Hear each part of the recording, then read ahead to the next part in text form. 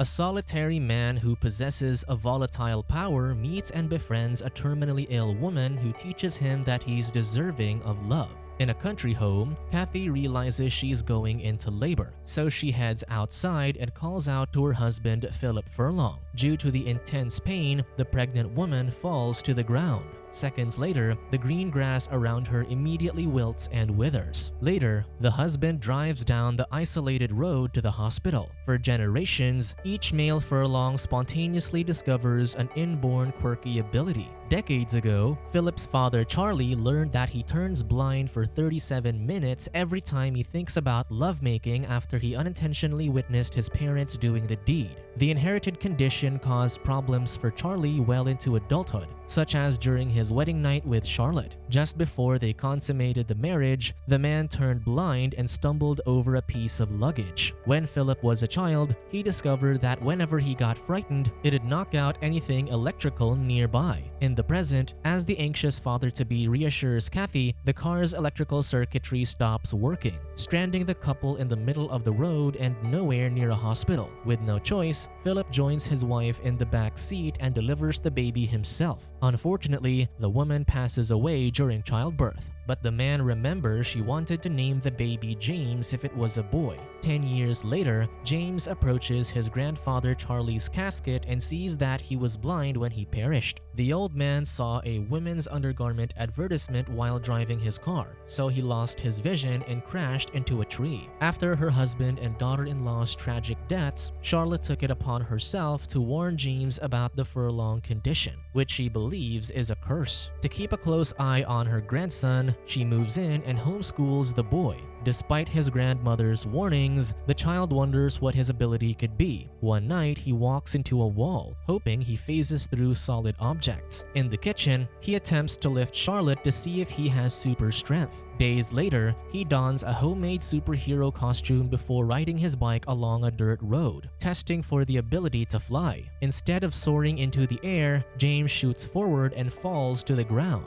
Later, the boy returns home, and when the grandmother sees his filthy appearance, she asks what happened. She spots a bruise on the side of his body, and the inconsolable child says one of the cows kicked him. Then, he adds that there's something wrong with the rest of the herd. Philip heads out to check on the animals, and to his horror, finds several dead cows in the middle of a wide area of withered grass. Furious, the man confronts his son and accuses him of poisoning the livestock. The father harshly says he's always known there was something wrong with James from the moment he was born. Charlotte tries to stop her son from chasing the child, but the angry man shoves her aside, and she falls to the floor. Outside, the boy seeks refuge inside the car, but Philip drags him out. The father slaps his son, and seconds later, the grass around James begins to wilt, spreading until it reaches the ground Philip stands on. Suddenly, blood spills from the man's mouth, and he ultimately perishes. The terrified child runs into the house for his grandmother, but she also passes away from the effects of James' power. Days later, the boy arrives at St. Jude's Reformatory School since he's now an orphan. There, Coach Hanley's dog Tinker spooks the child when it barks at him through the window. Inside the dormitory, Principal Moore shows James his bed. Then she catches some boys skipping hurling practice. After she tells the others to head out, she introduces Liam and asks him to find a coat for the new student to wear. So Liam hands James a red coat, and soon, a tag with the latter's name is stitched onto the garment. Days later, Kevin pranks the newbie by hiding his clothes while he's in the shower. Fortunately, a sympathetic Liam returns his clothes, and the boy thanks him. That night, Kevin sees a treat James received from his new friend,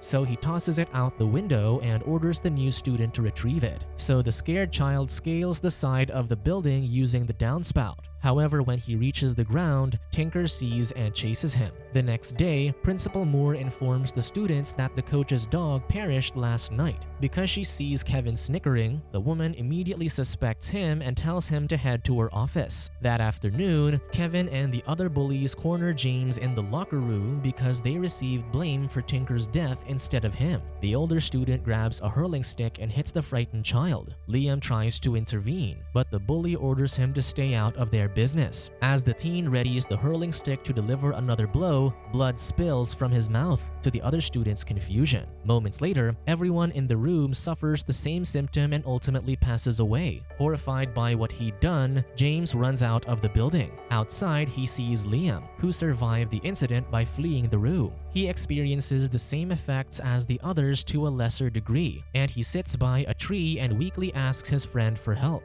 However, the scared child chooses to run into the forest. 10 years later, a doctor inspects the incision scar on May's abdomen. Then her mother, Mrs. O'Mara, asks the physician for the prognosis of her daughter's intestinal cancer following the surgery. The man gives the mother a look and says they should talk in the hallway. Seconds later, May overhears the doctor telling Mrs. O'Mara that her condition isn't likely to improve and estimates she has between 3 weeks to 3 months left. The upset patient puts on a hoodie, grabs her portable CD player, and sneaks out of the hospital without informing her mother. Outside, she runs into Liam, who's confined in the same institution for persistent lung problems following the incident at the reformatory. The man asks where she's going, but May heads into the woods without answering the question. As she aimlessly traverses the forest, the woman ponders about her unfortunate luck of being born into a family where almost every member gets cancer eventually. Later, May happens upon a strange clearing where all the trees, plants, and animals are dead. In the middle of the expanse, she spots a cabin, and when rain starts to pour, she runs to the structure, hoping the person inside offers her shelter for a few hours. Eventually, James opens the door and lets the woman in. She thanks him and promises to leave as soon as the rain stops. The next day, the clothless woman asks him to hand her the undergarments she hung to dry during the night, and the shy man obliges. Then, she introduces herself as Mae West O'Mara and explains that she's named after the movie star. When she sees James looking at her portable CD player, she says he can use it in exchange for the food he's eating. She asks if he likes the music, and he nods, so she says it's Motown, a genre her late father often listened to. Outside, May asks why the land around the cabin looks barren, and he says that it's always been that way. After finishing the meal, she asks him where she can wash up, so he points to a nearby river. The woman thanks him for the food and says her goodbyes. Later, while she swims in the water, James arrives with a towel he thought she might need. She remarks how he must bathe in the river all the time, but the man admits he never learned how to swim.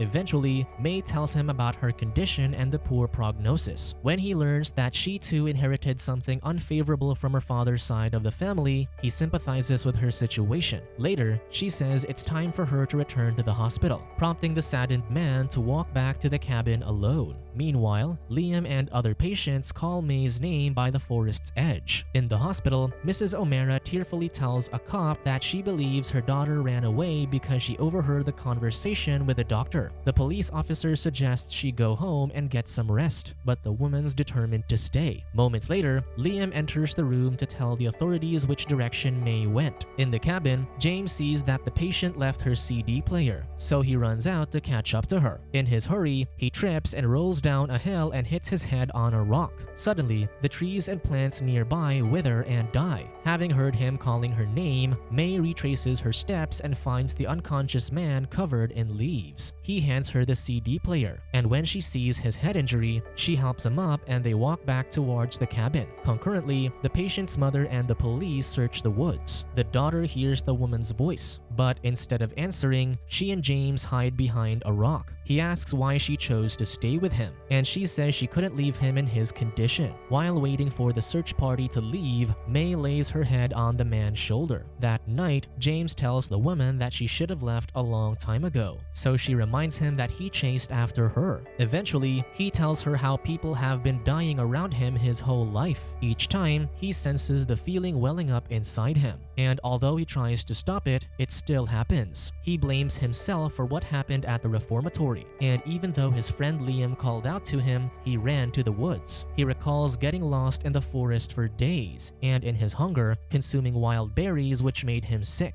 Thankfully, a man found and carried him back to the cabin. Due to the discomfort caused by the poison berries, he sensed the feeling building up, so he warned the man to get away from him. Once he felt better, he decided to leave the cabin, but unfortunately, he found the lifeless man outside covered in dead leaves. To console James, May tells him that she knows her days are numbered, but she's certain it won't be his fault when she does pass away. Later, the pair cuddle in bed, and she asks if he expects to pass on his condition to his children, and he says only the boys inherit it. Then, they lay down and hold each other as they sleep. The next day, James realizes the woman isn't beside him, so he heads outside. To his surprise, he sees plants growing on the ground, the trees sprouting new leaves, and even live birds now occupying the once barren land. Suddenly, the man sees cops heading for the cabin, and when they spot him, he runs away. Meanwhile, May returns to the hospital wearing James' red coat. Then a nurse hooks an IV line to her arm. Later, the man returns to the cabin after the cops leave.